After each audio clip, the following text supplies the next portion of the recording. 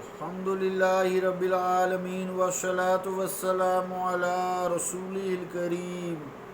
اما بعد فاعوذ باللہ من الشیطان الرجیم بسم اللہ الرحمن الرحیم وَأُبْرِئُ الْأَكْمَحَ وَالْأَبْرَصَ وَأُحْيِي الْمَوْتَى بِإِذْنِ اللَّهِ صدق اللہ العظیم۔ واجب الاحترام سامعین السلام علیکم ورحمۃ اللہ وبرکاتہ۔ آیت کریمہ جو تلاوت کرنے کی سعادت حاصل ہوئی ہے، اس کا ترجمہ یوں ہے: اور میں تندرست کر دیتا ہوں مادر زاد اندھے کو اور لا علاج کوڑی کو،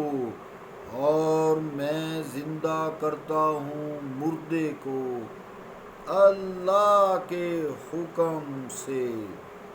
اللہ کا قول سچا ہے جو بڑی ہی عظمت والا ہے۔ عزیزان گرامی قدر، السلام علیکم ورحمۃ اللہ وبرکاتہ۔ اس آیت میں بھی حضرت عیسیٰ علیہ السلام کے 3 معجزات کا ذکر ہے۔ ایک مادرزاد اندھے جس کے ڈیلے نہیں ہوتے، اس کو ڈیلے لے آنا اللہ کے حکم سے، جو کوڑی ہے کوڑ والا، اس کا کوڑ درست کر دینا اللہ کے اذن سے، اور مردوں کو جس میں روح ہی ختم ہو گئی، نکل گئی روح، اس کو زندہ کر دینا باذن اللہ، اللہ کے حکم سے، اللہ کے اذن سے۔ تو پرویز صاحب کے بارے میں گفتگو ہو رہی تھی، جو معجزات کے انکاری ہیں، جس کے نتیجے میں اپنے آپ کو شیخ القرآن یا اہل قرآن کہنے کے باوجود آیات کا انکار کرتے ہیں، احادیث کا انکار کرتے ہیں، آپ صلی اللہ علیہ وآلہ وسلم کی جتنی بھی احادیث ہیں اس کا انکار کرتے ہیں، معجزات کا انکار کرتے ہیں۔ اس کے باوجود وہ انہی آیات میں تضاد بیانی سے کام لیتے ہیں۔ پرویز صاحب کی علمی دیانت اور صاف نیتی وہ نہیں ہے۔ نیتوں کے بھید تو ویسے اللہ تعالیٰ ہی جانتا ہے، لیکن ان کے جو ثبوت ہیں قرآن کی تفسیر میں یا قرآن کی آیات کا جو ترجمہ کرتے ہیں، وہ تعویلوں میں تو چلو ہم کہہ سکتے ہیں کہ یہ چلو قابل ستائش ہیں، بے شک غلط ہی تعویلیں کی ہیں، لیکن انہوں نے جو تضاد بیانی سے کام لیا ہے، وہ بھی انسان کو جس میں تھوڑی سی عقل کی رمق ہے اس کو بھی حیرت زدہ کر دیتی ہے۔ جیسا کہ حضرت عیسیٰ علیہ السلام نے فرمایا کہ یہ جو میں نے بھی آیت بھی پڑھی ہے کہ میں مردوں کو زندہ کرتا ہوں، میں کوڑی کو زندہ کرتا ہوں، میں مادر اندھے کو درست کرتا ہوں، وہ جیسی یہ بھی آیت ہے اس کی اگلی ہے، وَأُنَبِّئُكُم بِمَا تَأْكُلُونَ وَمَا تَدَّخِرُونَ فِي بُيُوتِكُمْ، میں جو تم گھروں میں کھا کے آتے ہو اور جو تم رکھ کے آتے ہو، بچا کے آتے ہو، میں وہ بھی بتا دیتا ہوں۔ تو اللہ تعالیٰ کے اذن سے ہے نا، اللہ تعالیٰ کی طرف سے لے کر آیا ہوں، یہ اللہ نے مجھے معجزے عطا کیے ہیں۔ تو یہاں جو اگر پرویز صاحب یہاں آیاتن کے معنی معجزہ لکھتے تو اس کا مطلب یہ تھا کہ وہ انبیاء علیہ السلام کے معجزات کے قائل ہیں، کہ آیات کو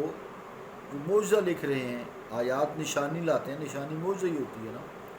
لہٰذا یہاں پرویز صاحب نے آیاتن کا ترجمہ زندگی بخش پیغام لکھا ہے۔ سبحان اللہ، اللہ اتنا قرآن فہمی کا دعویٰ، اور ترجمہ کیا لکھا ہے آیاتن کا زندگی بخش پیغام۔ یہ دیکھیے مفہوم القرآن جلد اول صفحہ 130 مطبوعہ لاہور، یہ انہوں نے یہاں پہ یہ لکھا ہے آیاتن کا ترجمہ زندگی بخش پیغام کیا ہے۔ اور جہاں صرف قرآن کریم کو معجزہ ثابت کرنے کا موڈ بنا تو ساتھ ہی کہہ دیا قل انما الآیات عند اللہ، یہ ساری نشانیاں آیات یہ اللہ تعالیٰ کی طرف سے نشانی ہے۔ تو اس آیت میں کہ کل انما الآیات عند اللہ، موجود جو لفظ آیات ہے کہ معنی معجزات کر دیے، یعنی کبھی نہیں کرتے اور کبھی کر دیتے ہیں، خود ہی متفق نہیں ہے اپنے ایک دفعہ کہنے سے یا لکھنے سے۔ پرویز صاحب نے لغوی یا اصطلاحی دلیل اور ثبوت کو سامنے رکھ کر ایک آیاتن کے معنی زندگی بخش پیغام کر دیے، اور دوسری اسی لفظ کو دوسری آیت میں جو وارد شدہ لفظ آیات ہے جمع ہے، آیاتن جو ہے واحد ہے اور آیات جو ہے وہ جمع ہے، ان کے معنی معجزات کر دیے۔ حیرت ہوتی ہے ان کے علم پہ، چونکہ پہلی آیت کریمہ میں لفظ آیاتن کا تعلق حضرت عیسیٰ علیہ السلام سے تھا، اور وہ معجزات انبیاء کے قائل نہیں ہیں، وہ انبیاء کے معجزات کے قائل نہیں ہیں، کیونکہ پھر رسول کریم صلی اللہ علیہ وآلہ وسلم پر اور آپ کی احادیث مبارکہ پر ایمان لانا پڑتا ہے، تو اس لیے انہوں نے چونکہ تعلق تھا، وہ اس سے پہلے آیت ہے نا انی کا جئتکم بآیات من ربکم، حضرت عیسیٰ سے تعلق ہے، حضرت عیسیٰ کہہ رہے ہیں کہ میں بے شک تمہارے رب کی طرف سے نشانی آیت معجزہ یعنی لے کر آیا ہوں، انی اخلق لکم من الطیر انی اخلق لکم من الطین کہت الطیر فانفخ فیہ فیکون طیرا باذن اللہ۔ یہ 5 معجزات جو ہیں، اور جو میں نے آیت پڑھی وَأُبْرِئُ الْأَكْمَحَ وَالْأَبْرَصَ وَأُحْيِي الْمَوْتَىٰ بِإِذْنِ اللَّهِ وَأُنَبِّئُكُم بِمَا تَأْكُلُونَ وَمَا تَدَّخِرُونَ فِي بُيُوتِكُم، یہ سارے معجزات ہیں۔ تو یہاں چونکہ تعلق حضرت عیسیٰ سے ہے اور یہ انبیاء کے معجزات کے قائل نہیں ہیں، اگر ان کے قائل ہوں گے تو محمد مصطفیٰ علیہ السلام کے معجزات کے بھی قائل ہونا پڑے گا، اور پیچھے سے پھر جو ان کو چابی ملی ہوئی ہے یہود و نصارہ کی، یہودیوں کی اسپیشلی، نصارہ تو عیسیٰ علیہ السلام کو مانتے ہیں، بے شک مشرکانہ طریقے سے بیٹا ہی مانتے ہیں۔ تو یہ ساری باتیں نا غور طلب ہے، بات بتانے کا مقصد یہ ہے کہ ہماری نسلیں جو ہیں یہ لوگ خراب نہ کر دیں، چونکہ بظاہر یہ بڑے پڑھے لکھے لگتے ہیں، ان کی سج دھج بڑی لگتی ہے، بظاہر وجاہت لگتی ہے، انہوں نے روپ دھارا ہے، بیروپ یہ ہیں، جیسے خسرے پکے مرد ہوتے ہیں نا، پکے مرد ہوتے ہیں، لیکن خسرا جو ہے اس نے روپ عورت کا دھارا ہوتا ہے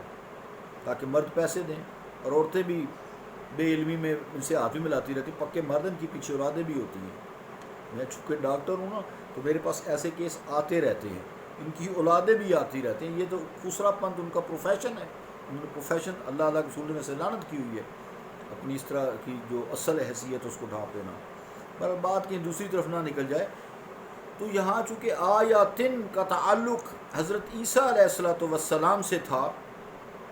ہے، رہے گا، اور معجزات کے یعنی جو انبیاء کے معجزات ہیں اس کے پرویز صاحب قائل نہیں ہے، اس لیے وہاں نفع بخش زندگی معنی کر گئے، معنی زندگی بخش پیغام کر گئے، زندگی بخش پیغام، آیاتن کا مطلب زندگی بخش پیغام کر گئے، اور جہاں انبیاء سے متعلق نہیں تھا، جیسا کہ میں نبی بتایا ہے قل انما الآیات عند اللہ، حالانکہ اگر غور کرتے تو کل نبی مکرم صلی اللہ علیہ وآلہ وسلم سے کلوایا جا رہا ہے، اے مصطفیٰ فرما دیجئے۔ تو عزیزان گرامی کے اندر یہاں آیات کا جو ترجمہ وہ معجزے کر گئے۔ دیکھیں نا، جب انسان ضد ہٹ دھرمی پہ اتر آتا ہے تو اپنے ایمان کی بھی شمع کس طرح گل کر جاتا ہے دنیا داری کے چکر میں۔ ویسے بھی انسان 3 طرح کے جو صوفیہ اکرام ہیں وہ 3 طرح کے انسانوں کو ڈیوائیڈ کرتے ہیں گروہوں میں، کیسے؟ ایک طالب دنیا، دنیا کے طالب، یہ ہوتے مسلمان ہی ہیں، پرویز صاحب نے تو کفر اختیار کیا نا حدیث کا انکار کر کے۔ دنیا کے طالب جو ہیں طالب دنیا، جو دنیا کے طالب ہوتے ہیں، ان کو وہ کہتے ہیں کہ یہ مخنث ہیں، ہیجڑے ہیں، یعنی مختلف روپ دھار کر، جھوٹ بول کر یہ لوگوں سے پیسے کماتے ہیں، دنیا کماتے ہیں، تو کہتے ہیں طالب الدنیا، طالب الدنیا المخنث، یہ ہیجڑے ہیں، خسرے ہیں۔ اور ایک ہوتے ہیں طالب المولا، جو جنت کے طالب ہوتے ہیں، طالب المولا جو ہیں وہ جنت کے طالب ہیں، اچھی بات ہے، یہ عقبہ کے طالب ہوتے ہیں، جنت کے طالب ہوتے ہیں، آخرت کے، اچھی بات ہے، لیکن یہ طالب العقبہ ہیں، جنت کے طالب ہوتے ہیں۔ اور ایک خاص بندے ہوتے ہیں، صوفی کی دوڑ ادھر ہی ہوتی ہے آج میری بھی دوڑ ادھر ادھر ہو گئی، کوئی بات نہیں. تو طالب المولا پہ دوڑ ہے نا، ادھر ہی بتا رہا ہوں، ادھر ادھر نہیں میں بھٹکتا رہتا، میں ادھر ہی ہوں، بس تھوڑا سا کھا جاتا ہوں بال کھا کے، پھر اپنے صراط مستقیم اہدنا الصراط المستقیم پر آ جاتا ہوں. تو ایک ہوتے ہیں طالب المولا، جن کے سامنے جنت ملنی ہے، وہ ٹھیک ہے، اس کے طالب نہیں ہوتے، وہ مولا کے طالب ہوتے ہیں.